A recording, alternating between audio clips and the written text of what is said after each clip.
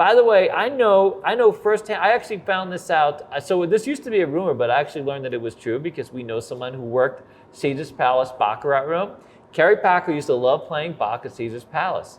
And one day he went to bet fantastic. So he asked the Baccarat dealer, do you guys share this with everybody? And they did not. The Baccarat room at Caesar's Palace kept their own tokes. This is a true story. It is a true story, yep. I know this one. Yep. And the dealer lied and said, yes, we do, because it was a $200,000 bet. He had won a fantastic amount of money over the weekend, and he had come in and said, I want to bet $200,000 on the banker bet. And he was going to, and if that won, he took out the marker, bet $200,000, and then he was going to push that in for the dealer's marker down, $200,000 handed, basically. And so the dealer had said, Kerry, yes, we split with everybody. Turned out not to be true. He found out that dealer lied and never played that Caesar's Palace Baccarat room again. It was never a thing, and that's a fact. It's funny because he came in and played Blackjack. Yep. Later on, he played Blackjack the next day or something, and he said, "Did you get a chance to, get a piece of that?" He's like, "Oh, is that No, sir. Those Baccarat dealers, they just keep it all. They keep their own." And he really was upset about that. Nope. He never came back to Caesars again. It's called biting the hand that feeds you. It's unbelievable, dude. But listen, those Baccarat dealers at Caesars, that used to be the number one job in town in terms of tokes. If no one knew exactly what they made, I lived. Now, so Caesar's Palace Baccarat room used to keep, the high limit Baccarat room, they used to keep their own tokes, and no one knew exactly what they made, but it was outstanding sums of money. There's no doubt about it. I lived down the street from this woman at one point who worked in that Baccarat room for about 10 years at the time. This was quite a few years ago. And she had some of the nicest cars I'd ever seen. Yeah, I mean, she had this beautiful house, all these cars. I mean, you knew they were doing really, really well. So, I mean, the Desert Inn Baccarat was unbelievable. Dude, DI, great job. Yeah, I got a great friend, Danny Morgan, got a chance to be full-time in there. Yeah. We actually broke in. That was my first night in Vegas. Yeah. We were on the same crap table together. Yeah. But when I got a chance to go to the Mirage, he went to the DI. Yeah. But man, they made some made great money. Even regular dealers there. I had a friend of mine. Same at Caesars too, don't Same at Caesars. But absolutely. the Baccarat jobs were big. Light years ahead. Yeah, we're light years ahead. I have a friend of mine, Jeff, who went there as a boxman, and they made him commit to not wanting to be a dealer. So the DI, the tokes were so great. But they couldn't get people to come in and just sit box or be a supervisor. Everybody wanted to be a dealer because it was just a fantastic dealing job. And they made him commit, listen, we don't want to hear about you being a dealer. If you're going to come work for us on the box or be a supervisor, that's it. That's all you get. You know what I'm saying? And he was sort of, because he originally he thought that was sort of the back door to get into dealing, but it wasn't. Hard Rock was the same way. When the Hard Rock first opened here in town, fantastic job. You want to know my story at the Hard Rock? I went down there and auditioned, and I didn't look. I was too clean cut. I mean, the person was like, well, we like your dealing, but in terms of personality, you're a little clean cut. Because they were looking for people at that time. That was the first time, like, if you had, like, longer hair, or tattoos, or you had a ring. Bring it. They liked something like the alternative kind of thing. And I was like, man, it was because I'd wanted to work there. $250 a day is what the tokes were going at back then. But, that was a good job. But what do you got? You got a Hard Rock job? Oh. I got a Hard Rock. Okay, good. Go. Okay, so the great Roy Brennan, owner of Beefy's in Reno, gang, best hamburger in Reno. Okay, there you go. So Roy was the shift boss. Okay. And they had these special events. Yeah. Super Bowl. Yeah. New Year's Eve. Yeah. So Millennial New Year's. Yeah. Okay. Yeah. My buddies were calling me Deion for Deion Sanders. Oh, really? When he was playing playing football, and then take the helicopter and fly, go to the baseball playoff game. Yeah. So I was Baccarat at nighttime. Okay. I was working in the Baccarat at the Mirage. Okay. And in the day, I was working day shift, either dealing craps or blackjack at the Hard Rock. Really? During those, No way. It's just special events. I did it like 8 or 9 times. Okay, I actually have a set of dice from Millennial New Year's. Wow. Happy New Year, Hard Rock. Oh, Black dice, awesome. Yeah. So I caught 2 Ben Affleck days. Oh, you did? Was he there with J-Lo? I got a story, by the way. I got a story about them, the both of them. Yeah. Was he there with J-Lo or just playing blackjack? This was pre-J-Lo. Pre-J-Lo. Pre-J-Lo, wow. but that was even better because he was more George. No, because he was toking. Yeah, when J-Lo came around, he stopped toking.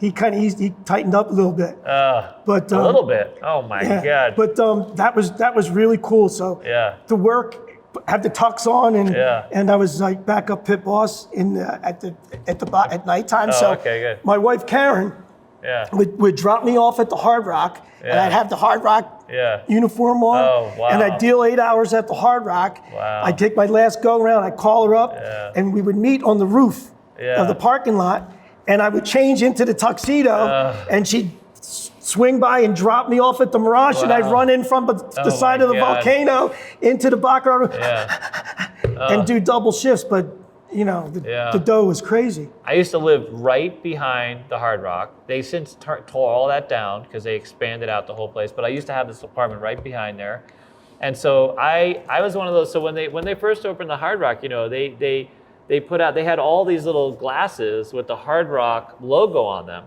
that they would give you. When they serve you like coffee or drinks, whatever.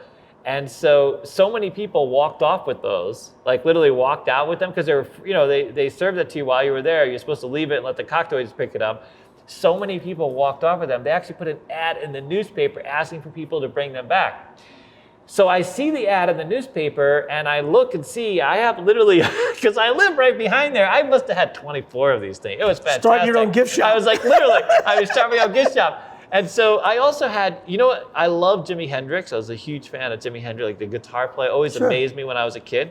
And so the $25, they came out with a special edition, Jimi Hendrix, $25, the purple haze check. It was like the coolest thing I'd ever seen. But that was the most brilliant marketing move. Yeah. So what happens, gang, it costs like $1.50 to make these commemorative chips. Yep. And the chip collectors would line up and wait until the release was open, and they'd pretty much try to buy them all out. Yeah. So the chips they'd pay $25 for what cost the Hard Rock $1.50 to make, and then before long they decertify them, so then they take them out of circulation, they make an announcement that we're going to only redeem these to a certain point, and then you can't even redeem, but they're worth more to collectors, by the way.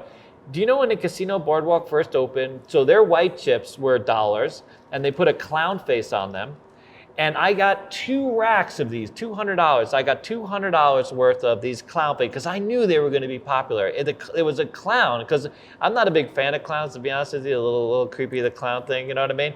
But then they ended up going online, being worth $100 a piece, and I had them in storage forever, and somehow they got lost. But yeah, that's a thing. Like a lot of collectors, go and look. It's a brilliant move. But Hard Rock had the best, man. They always came out with like special checks, $5 ones, $25 ones. It was those Jimi Hendrix, man. I had a couple of them. I couldn't afford too many, to be honest with you.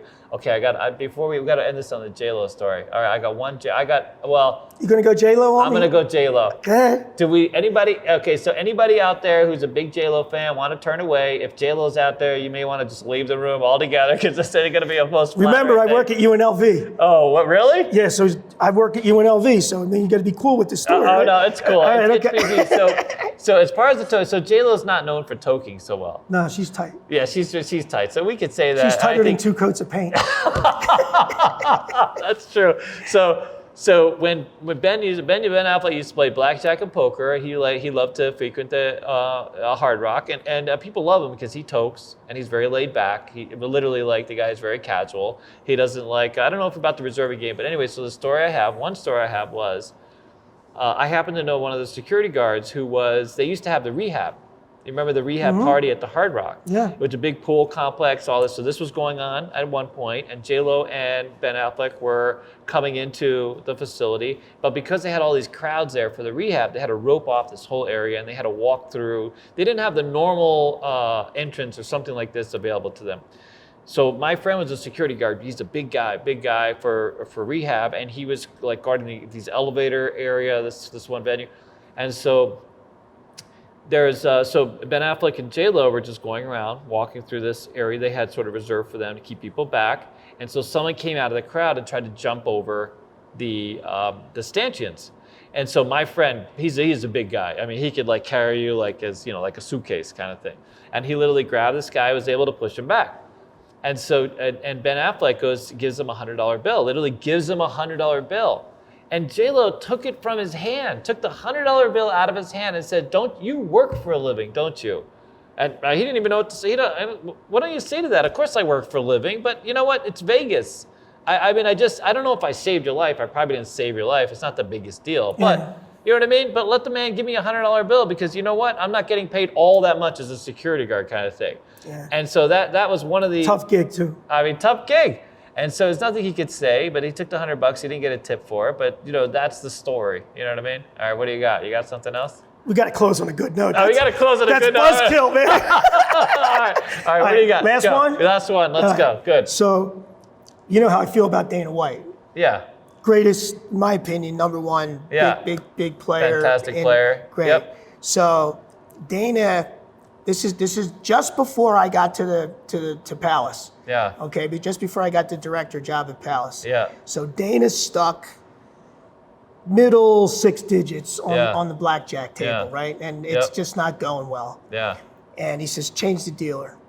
And he says, give me this guy over here. Yeah. So it's Dana, man. We're changing the dealer. Yeah, it's no big deal. So the guy comes over and they hand him the deck, and Dana looks him right in the face. He goes, "You get me out, I'll buy you any car you want on the lot tomorrow. Really? I'll take you right down." Wow. I don't have to finish the story, do I? No. Doom, doom, doom, doom, doom, doom, doom, doom, doom. Really? Gets him out. Dana wins wins a couple bucks, tips out all that money, and tells the guy, "I'm picking you up tomorrow. I'm going to take you down to Fletcher Jones, and you're going to pick out your car," right? So now, all the other dealers are going crazy. They want that guy. Are we going to cut this car in 400 ways? What are we going to do? Auction off the car? Are we going to cut it in pieces? How are we going to do this? Yeah, how are you going to do it? He got to keep the car. They put so much heat on the kid. He went to Dana. He's like, "I can't." What do you want me to do? I'll take care of it. Oh, so Dana just added to the top. Talked to the bosses and says, "Look, you want my action? Yeah. This is what I told the guy I'm going to do it. I'm going to do it. Yeah. I keep coming. I take care of the dealers every night. It'll Yeah. all work out." So they all come out in the wash. That's a true story. Dana bought the guy the car. No, I believe And he still that. the guy still works at Palace Station. By the way, so when he used to play at the Palms, I always heard he was like very down to earth. He talked like a regular person. The greatest. No real issues. Selfies with people, pictures. Everything. I mean, if there's a shuffle, and you know, I told you last time. I mean, if you had to ask me who the nicest, most every time he loses, drops his cards down like a gentleman. I've never seen him. Never seen him. Mad. Never. No, nothing. Never. And I seen him take some horrible beats. Yeah. But he's great. Wow, how are we gonna cut this car up? That's hilarious. I'd be one of those dealers. Like, holy crap, this guy, did he get him at? Do you know what the car is? Do you know what he got up for a car? It was probably decent. Any car he wanted at Fletcher Jones. That's a Mercedes. It was around a 20. The kid picked out a reasonable car. You know. I'd have been like, listen, there's an Aston Martin dealership opening. Yeah. But I mean, you know, you don't want to be a knucklehead. You know, somebody's going to buy you a car. No, you know my what God, I mean? let's get anything at that point. Yeah, good. What a great story. That's a fantastic story. And there's quite a few stories where people have been tipped cars. Yeah. There's a famous Japanese Baccarat player. He came back with the keys. They thought they were going to stip him, and he came back with the keys for everyone at the table, kind of thing. So I've heard. But all right, there you go. So there's Vegas stories. This is going to be like 3 parts, dude. This is going to be either that or it's going to be an hour-and-a-half session, but fantastic. I'd like to come back again if you we got to keep doing these. People love these stories, by the way. These are real stories. So these are actual gambling stories. Like, not just gambling stories, but this is the Vegas. This is like 29 years. So how many years? 40 years? Yeah. 40 years? 40 years and 1 year at UNLV teaching gaming. And now you're teaching gaming. Holy. And by the way, can I just ask, so if we're lecturing at UNLV, what does that make us, me and Alex? So we're just like guest lecturers? Is that what the... Guest lecturer. What is an adjunct professor? I think we should put you in for adjunct professorhood. Yes. You know? Yes. Because these guys come in, David and Alex, they bring their crew. And what I think makes my classes special is the students actually get to go to the gaming lab, the IGI, International Gaming Institute Gaming Lab, and they bring the CEG dealers, and my students get a chance to sweat the cards and shoot the dice. Because the thing is, a lot of my students are under 21. No, of course. So I got to bring the experience to them. Yeah, they come to casino. And I got to tell you, I really couldn't have made it through my first year without you guys. I mean, Anytime I can help you guys out, I'm here for you. You put a professor by my name, my mother would be so proud, just so you know, okay? We'll just make you up a business card, just anything, whatever we want to do. No, we love it, by the way. We love that UNLV has evolved this whole experience. The hospitality lab is absolutely fantastic. The focus on gaming. #1 in America again. I mean, it's unbelievable. I mean, it's casino management. That's a path. That's an excellent career path. Yeah. That's actually a rapid career path. You know what I mean? That's a great way to break in, become a dealer, make a great living, and move up. I mean, it's a fantastic experience. So, opened a lot of doors for me. I mean, and what we've seen over there, they have it's like a little working casino. You know what I mean? You get to live it. You know the nickname of the room? No. Scottstown. Oh, Scottstown. That's fantastic. Do you win at Scottstown? That's the thing. See, the odds are slanted in your favor. All right, good stuff. Thank you, Scott, very much. My pleasure. We'll see you again soon, and I had a lot of fun. Take care, gang. All right, guys. Take care. Bye. Take care. Bye. What's going on, guys? It's Alex here. We just finished recording our 12-minute challenge. We'd like to invite you guys, anyone that's interested in coming down, you don't have to pay or anything like that. Just come down, join our Discord link, and also join us on Twitch. We stream 4 days a week, live blackjack, live craps, live carnival games. Hope to see you soon. Bye.